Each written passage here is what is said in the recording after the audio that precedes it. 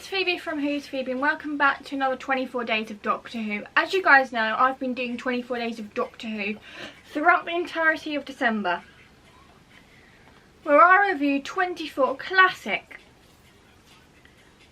Doctor Who episodes. And as you guys know, I am going to my mum's on Christmas from the 23rd until the 27th, so basically the entirety of what I would call the Christmas holidays.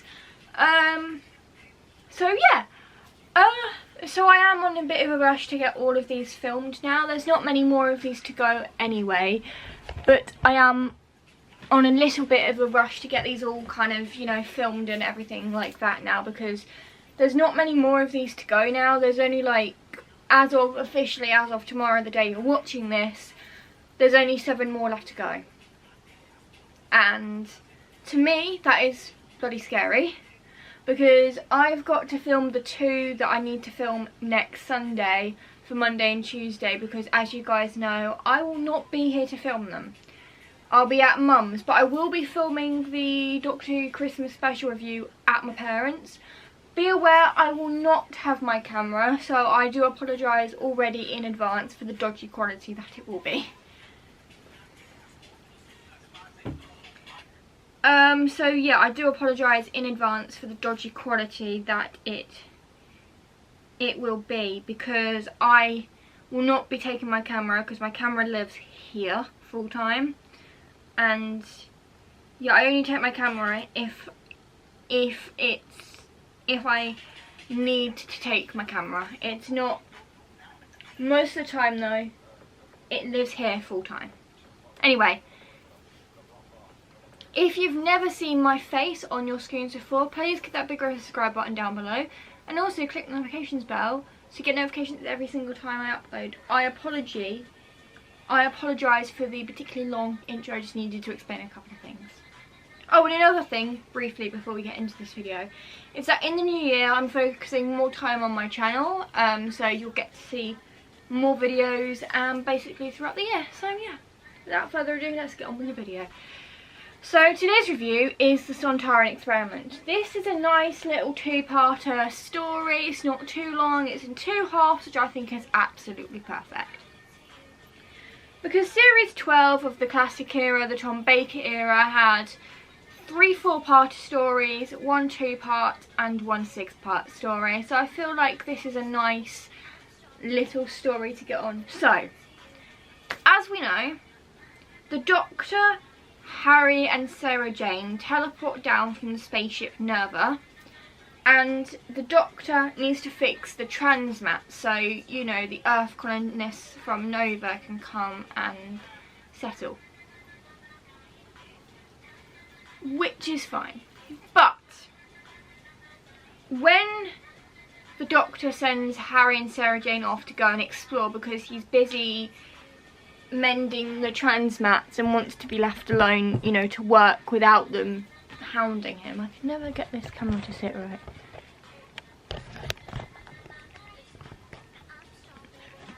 There we go. I don't know if it's straight for you guys, but it's not straight for me. God, I hate having to... This tripod is... You guys probably like, put your camera on your windowsill. It doesn't work like that. My windowsills are too low in this house. So the Doctor tells Harry and Sarah Jane to go off and explore because he's busy and he doesn't want to be disturbed. So, of course, they go off at the Doctor's instructions, you know. Go explore this place. Go and explore Earth, because there's been no life there. And what they don't know, and what the Doctor does not know, is there's a Sontaran named Steyr who has come down to Earth to do experiments on them, because there's an invasion fleet and he can't give them a report until they can't invade until Steyr has given them a report on human weaknesses. And one of the things he tests, which I think is the most cruelest way and not the nicest thing to do, is he kidnaps a human and he ties them up and leaves them without any food or water, and as a result of this they die from dehydration and starvation. Not a nice way, but he does this experiment to test human weaknesses points. So that's interesting. So when the Doctor is captured by these soldiers on Earth, they assumed he automatically killed their friend, which he didn't. The Doctor has been busy working on the transmat, so you know it's not like the Doctor to do something like that. And Harry Sullivan falls down this kind of whole thing because this guy, this Earth person, had set up it as a trap for this robot thing that the Sontaran's been using to kidnap humans.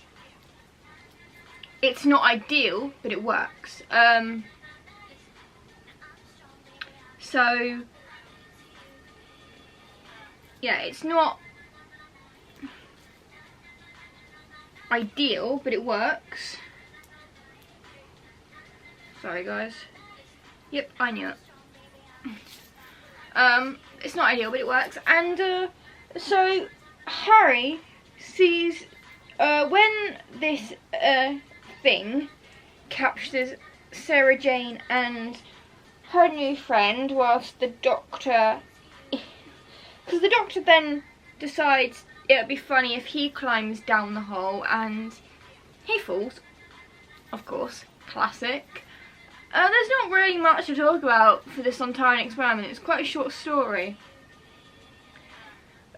But the Doctor does discover the Sontaran, and Sarah Jane says links, and that's interesting because Sontarans look identical, but they're not. They're different ones. So this is a new Sontaran she has never seen before, so hence why she goes links, because you know, she thinks it is Lynx. She thinks, oh great, this is Lynx again. But it's not, it's a completely different Sontaran.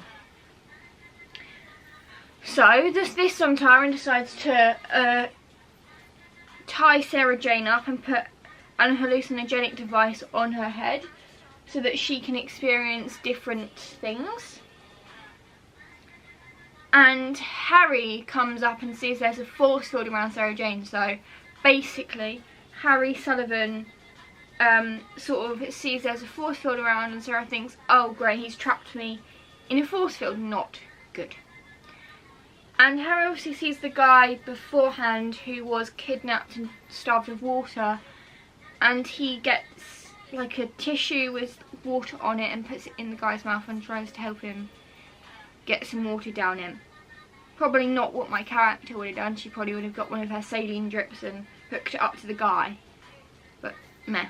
But yeah, I do really like this episode, especially when the Doctor rescues Sarah Jane and she's not dead, she's just asleep after the hallucinogenic device on her, and he goes, you unspeakable abomination. I really do like that, because he's not just insulting the Sontaran, but he's doing it as like, I'm angry at this point now. So that's a really, really fun thing for the Doctor to say. And of course, the Doctor eavesdrops in on the Sontaran's conversation with High Command about an invasion fleet, and the Doctor decides the best thing to do is challenge him to combat.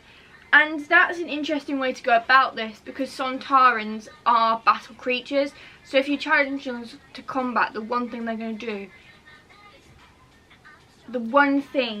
are going to do is want to fight you. So the Doctor uses this to his advantage, because Sontarans can't cope with Earth's strategy, so he figures if he tires Steyr out, Harry can sneak into the ship and grab some equipment from the Sontaran ship whilst the Doctor fights. And this works out really well, because the Doctor fights Steyr, and Steyr starts to get tired, because on Sontar the gravity on Sontar is a little less than Earth's gravity. So for a Sontaran on Earth, our gravity is a bit heavy for them. So when they get tired, they have to go into their ship to recharge. That's how this works. So every Sontaran who comes to Earth has to go back into their ship after a while in order to recharge, because they cannot cope with Earth's gravity. And with the Doctor still distracting the Sontaran, stopping him from going to his ship, he sees Harry come out with a device, and then he stops fighting with the Sontaran. You know, it's just kind of, you know, a delayment method in order, you know, for Harry to give Harry enough time to get into the ship to get the piece of equipment. I really do like Harry in this episode, mostly because, like, he says things like murdering swine and things like that, and he threatens to knock the Sontaran out to get the keys in order to rescue Sarah Jane from the force field. So I find that really, really funny. So Styler goes back into his ship to recharge, and he comes straight back out again, because it turns out what Harry did was the energy the Sontaran needed to feed on, the energy fed on him instead, and in order to do that, he died and the ship exploded.